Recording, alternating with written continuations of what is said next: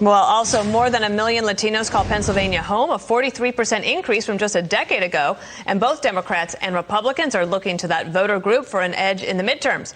Brian Yennis is live in Allentown, Pennsylvania with the details. Hi, Brian. And hello, Train. Dana. Yeah, exactly.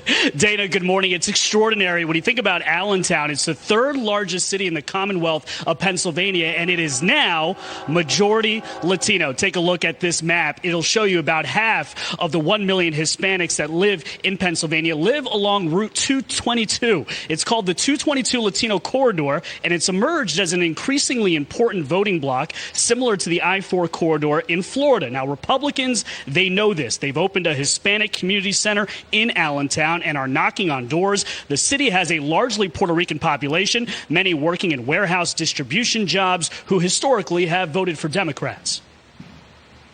Safety, security, jobs, education. That's the biggest issues. I've knocked on doors. I'm the first candidate they've met ever. Even our white voters in places like Center City, Allentown have told me, Tim, I have not seen a candidate for 23 years.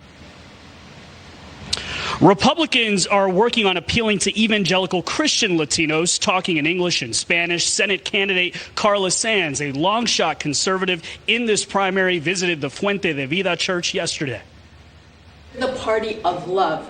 Love of God, love of country, love of strong families, love of our small businesses, love of our Constitution. And the Hispanic community shares those values with us. Politicians will tell you the problem is historically low Latino voter turnout, but Latino community leaders say the problem is lack of community investment by both parties. Victor Martinez owns La Mega, the largest Spanish language radio station in the state. I will say both parties have done a horrible job, Democrats and Republicans. Don't take us for granted. Don't take us for granted.